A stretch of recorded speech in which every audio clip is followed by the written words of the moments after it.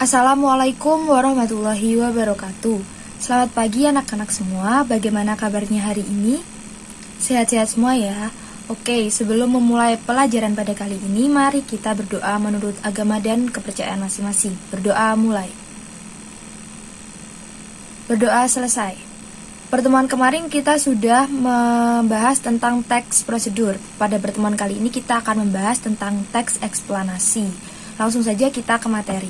Sebelum memulai materi, di sini ada salah satu quote sebagai penyemangat kita pada hari ini, yaitu barang siapa tidak mau merasakan pahitnya belajar, ia akan merasakan indahnya kebodohan sepanjang hidupnya, dari Imam Syafi'i rahimahullah.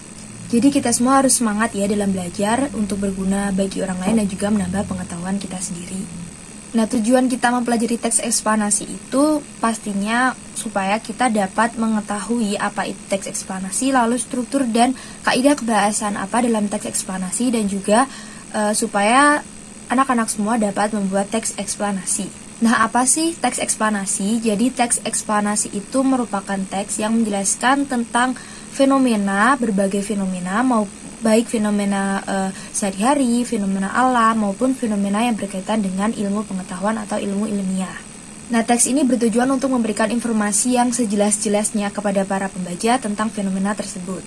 Kita beralih ke ciri-ciri dari teks eksplanasi. Nah, yang pertama di teks eksplanasi ini memiliki ciri yaitu berisi tentang pernyataan umum dari fenomena yang terjadi. Lalu yang kedua berisi tentang deretan penjelas dari fenomena yang ada. Lalu yang ketiga yaitu interpretasi atau kesimpulan dari fenomena tersebut. Ada 3 struktur teks eksplanasi. Yang pertama yaitu adalah identifikasi fenomena. Nah, di identifikasi fenomena ini kita mengidentifikasi hal-hal apa saja yang ada dalam fenomena tersebut. Lalu yang kedua di sini adalah penggambaran rangkaian kejadian. Jadi dalam teks eksplanasi kita itu menjelaskan secara rinci bagaimana fenomena itu dapat terjadi, lalu dampaknya seperti apa dan lain sebagainya. Lalu yang ketiga di sini ada ulasan. Nah, di ulasan ini sama halnya dengan kesimpulan atau interpretasi. Jadi dia mengulas kembali hal yang sudah dijelaskan tadi lalu disimpulkan. Sebelum lanjut ke pembahasan selanjutnya, di sini apa ada yang ingin ditanyakan? Belum ya, berarti sudah cukup jelas tentang ciri-ciri dan juga struktur dari teks eksplanasi. Baik, sekarang kita lanjutkan ke menelaah kebahasaan teks eksplanasi. Nah, di teks eksplanasi ini memiliki 2 kaidah kebahasaan. Yang pertama yaitu adalah konjungsi kausalitas. Kita udah pernah belajar nih tentang konjungsi kausalitas. Ada yang tahu apa itu konjungsi kausalitas? Konjungsi sebab akibat. Ya, betul sekali Rina. Jadi konjungsi kausalitas ini adalah konjungsi yang menunjukkan tentang sebab akibat suatu kejadian atau fenomena. Karena teks eksplanasi itu menjelaskan suatu fenomena, maka harus ada sebab akibat dari fenomena itu. Jadi kaidah kebahasaan yang digunakan dalam teks eksplanasi yang pertama yaitu adalah konjungsi kausalitas. Nah, di sini ada yang tahu nggak contoh-contoh konjungsi kausalitas itu apa? Karena dan oleh sebab itu. Oke, betul sekali Ani. Jadi, konjungsi kausalitas itu contohnya adalah kata antara lain, sebab, karena, oleh sebab itu, oleh karena itu, dan sehingga. Kaidah kebahasaan teks eksplanasi yang kedua yaitu adalah konjungsi kronologis. Ada yang tahu di sini apa itu konjungsi kronologis? Konjungsi tentang waktu. Betul sekali Budi. Jadi konjungsi kronologis adalah konjungsi yang menunjukkan tentang rangkaian peristiwa atau berkaitan dengan waktu peristiwa itu terjadi. Nah, karena teks eksplanasi ini menjelaskan tentang kejadian dari suatu fenomena, maka harus ada keterangan waktu dari fenomena tersebut. Ada yang ingin memberikan contoh apa saja konjungsi kronologis? Seperti dan setelah. Ya, betul sekali Mamat. Jadi contoh dari konjungsi kronologis itu seperti antara lain, seperti, semenjak, setelah, sementara itu, dan lain sebagainya. Kita lanjut ke pembahasan yang terakhir yaitu memproduksi teks eksplanasi. Nah, sebelum memproduksi teks eksplanasi ini, kita harus tahu dulu nih apa saja pola pengembangan yang akan kita gunakan. Nah, di sini ada 2 pola pengembangan. Yang pertama yaitu pola pengembangan sebab akibat, yang kedua adalah pola pengembangan proses. Nah, di pola pengembangan sebab akibat ini kita lebih menekankan pada sebab dan akibat dari fenomena yang terjadi. Sedangkan dalam pola pengembangan proses kita lebih menekankan pada bagaimana dan mengapa fenomena itu dapat terjadi. Nah, di sini ada langkah-langkah dalam menyusun teks eksplanasi sesuai dengan struktur dan kaidah kebahasaan. Yang pertama yaitu adalah fenomena apa yang terjadi. Setelah itu, dari fenomena tersebut kita tentukan topik-topik yang akan kita bahas dalam teks eksplanasi. Lalu yang ketiga, kita menyusun kerangka teks dari topik-topik tadi yang sudah kita tulis. Lalu yang keempat, kita akan mengembangkan kerangka teks eksplanasi tersebut menjadi sebuah paragraf atau kalimat. Dan yang terakhir, kita akan menyunting teks. Sebelum kita mengakhiri materi pada kali ini, sebelumnya kita saksikan dulu contoh video dari teks eksplanasi.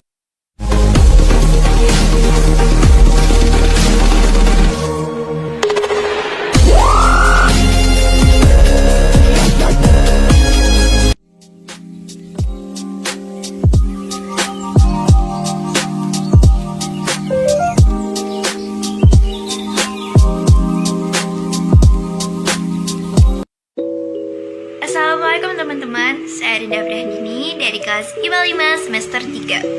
Di sini saya akan membahas tentang teks eksplanasi berupa peristiwa alam yaitu gerhana matahari. Tanpa berpikir panjang, marilah kita simak rangkaian video berikut ini. Check it out! Gerhana matahari. Gerhana matahari terjadi karena posisi bulan terletak di antara bumi dan matahari, sehingga menutupi sebagian atau seluruh cahaya matahari. Walaupun bulan lebih kecil dari matahari, bayangan bulan mampu melindungi cahaya matahari sepenuhnya. Karena bulan yang berjarak rata-rata 384.400 km dari bumi lebih dekat dibandingkan matahari yang mempunyai jarak rata-rata 149.680.000 km. Pada 9 Maret 2016, sebuah gerhana matahari total bisa dilihat oleh kita dari Pulau Sumatera, Kalimantan, Sulawesi, hingga Halmahera. Banyak orang dari seluruh dunia sangat antusias dengan hal ini. Namun nyatanya, cukup banyak dari kita yang belum tahu tentang hal ini. Tapi bagaimana fenomena ini sebenarnya terjadi dan mengapa sangat spesial? Pendeknya, ini sangat spesial karena gerhana total terakhir terjadi di Indonesia pada tahun 1983. Yang artinya itu sudah sangat lama sekali.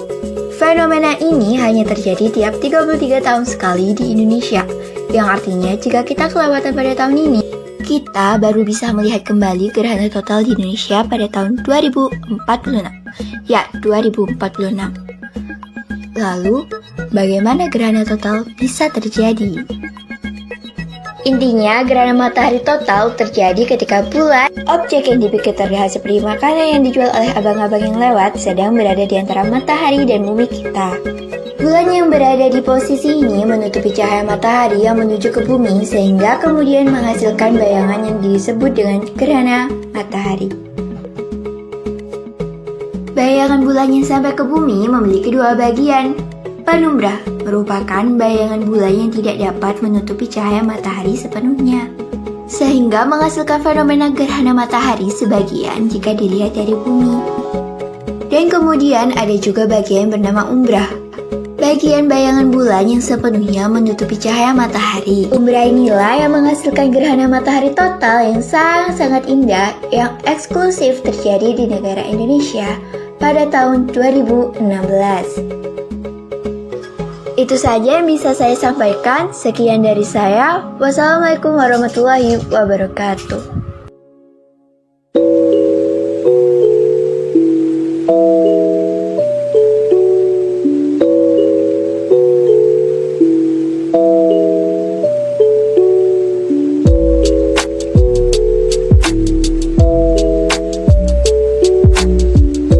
Oke, sudah selesai ya. Nah, sekarang kita mengambil kesimpulan dari materi yang sudah kita bahas pada kesempatan kali ini. Jadi, apa itu tadi teks eksplanasi? Teks yang menjelaskan tentang suatu fenomena. Ya, betul. Teks yang menjelaskan tentang suatu fenomena. Jadi, secara rinci ya dijelaskannya. Lalu, struktur dari teks eksplanasi tadi apa saja? Identifikasi fenomena, penggambaran kejadian, dan ulasan. Ya, tepat sekali Sinta. Jadi teks eksplanasi ini memiliki 3 struktur, yaitu identifikasi fenomena, penggambaran kejadian, lalu yang ketiga ulasan. Nah, Nah, sekarang kita beralih ke kaidah kebahasaannya. Apa saja kaidah kebahasaan teks eksplanasi? Konjungsi kausalitas dan kronologis. Betul sekali, konjungsi kausalitas dan konjungsi kronologis. Berarti kalian semua sudah paham ya tentang teks eksplanasi ini. Nah, sekarang kita beralih ke evaluasi atau tugas yang akan saya berikan. Tadi kita semua sudah menyaksikan contoh video teks eksplanasi. Nah, tugas kalian sekarang adalah mengidentifikasi struktur dan kaidah kebahasaan dari contoh video teks eksplanasi tadi. Tugas ini akan dikumpulkan pada pertemuan minggu depan. Jadi minggu depan kita akan mengkoreksi hasil pekerjaan kalian. Baik, saya rasa pertemuan sudah cukup.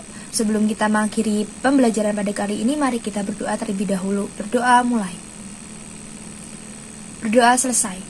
Baik, terima kasih semua atas perhatiannya. Saya Yin pamit. Wassalamualaikum warahmatullahi wabarakatuh.